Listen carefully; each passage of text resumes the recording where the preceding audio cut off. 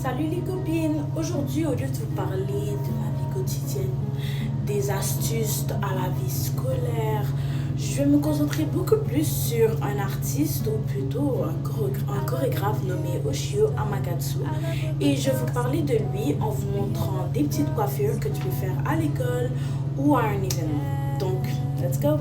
Donc la première coiffure que nous allons faire ensemble, ça va être deux nattes vers l'arrière ou des tresses françaises, qu'on peut appeler comme ça. Et en faisant cela, je vais vous parler de la bibliographie de Oshio Amagatsu et ce qu'il a fait durant sa vie, où il est né, où il est mort et des choses comme ça. Donc pour commencer, vous allez devoir séparer vos cheveux en deux parties et laisser une en arrière, en laisser une en avant.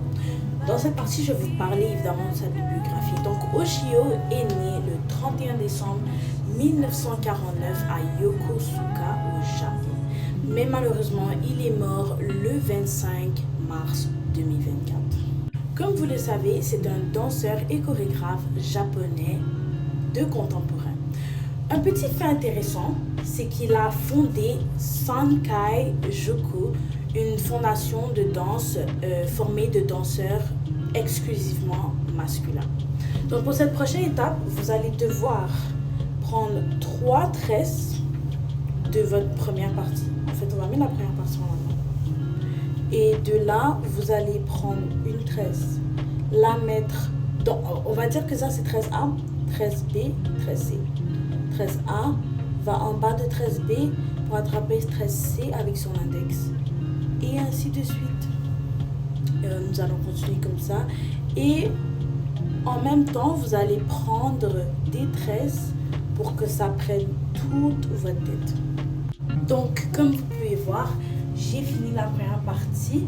Je trouve ça vraiment cute, les filles. Pour cette seconde partie, je vais vous parler d'une danse que j'ai regardée sur YouTube dans la même compagnie de Saikun Joku que Amagatsu a formée en 1975. Dans cette danse en fait est comportée de 3 danseurs japonais, comme j'ai dit. Donc sur cette scène, il y a 3 danseurs masculins qui sont vêtus d'une robe beige. La scène est grandiose. Il y a un mur brun avec des motifs dessus. Il y a également des projecteurs qui projettent une lumière orange au centre de la scène et une lumière bleue autour de la scène. Également, il y a des bancs qui contournent la scène qui est en forme de rectangle et il y a un danseur au centre, un danseur à droite et un autre à gauche. Donc les danseurs sont maquillés d'une teinte un peu pâle, ce qui fait qu'ils se camouflent dans leur costume. Donc étrangement, quand vous allez regarder la vidéo, vous allez pouvoir observer que la couleur des costumes correspond étrangement à la couleur de leur peau. Donc je vais vous donner un petit 360. Ça me dérange pas, je fais une petite transition.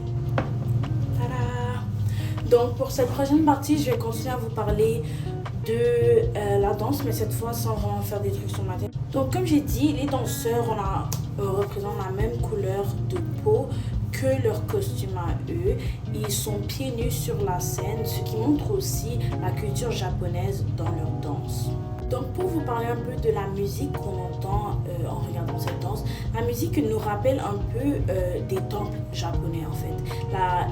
Les sons, la sonorité est très douce, il n'y a pas de mouvement, il n'y a pas de son saccadé ou fort, c'est fluide. Ainsi que la gestuelle en fait est très fluide et lente.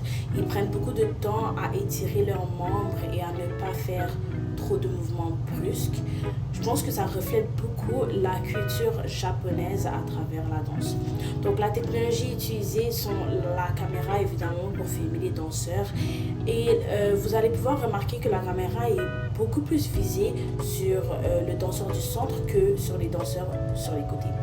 Il y a également les projecteurs qui projettent la lumière sur les danseurs. Tout cela nous donne une atmosphère calme pour la vidéo. Maintenant, pour vous parler beaucoup plus de la danse en tant que telle, il n'y a pas beaucoup de mouvements dansés. En fait, comme j'ai dit, c'est une danse traditionnelle et c'est des mouvements plus sentis du cœur et des émotions.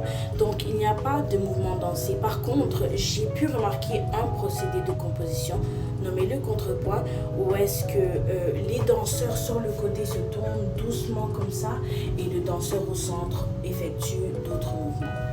Donc, les mouvements sont beaucoup plus représentés comme une extension. Les mouvements sont tendus, ils sont lents, les membres sont étirés. C'est vraiment une danse lente et sensuelle. Donc, il n'y a pas vraiment de mouvement précis dansé ou de procédé de composition à part le contrepoint, comme je l'ai nommé avant. Dans cette danse, il n'y a aucun porté. Vraiment, les trois danseurs sont séparés, ils ne se touchent à peine. Il n'y a pas beaucoup de liens en fait. C'est un trio et ils ne se déplacent pas beaucoup. En effet, c'est seulement le danseur du centre qui se déplace. Il se déplace de l'arrière à l'avant jusqu'ils arrivent au centre où les trois danseurs sont alignés et ils dansent un peu au centre. Et après, ils changent de place avec le danseur de gauche, où est-ce que le danseur de gauche va évidemment se déplacer pour se rendre au centre. La notion d'énergie, elle reste calme, ça ne change pas. Malheureusement pour cette histoire, je n'ai pas trouvé de moment fort car la danse elle stagnait, elle ne changeait pas, il n'y avait pas de variation, il n'y avait rien de différent qui changeait à travers la danse. Donc je n'ai pas trouvé de moment fort dans cette danse.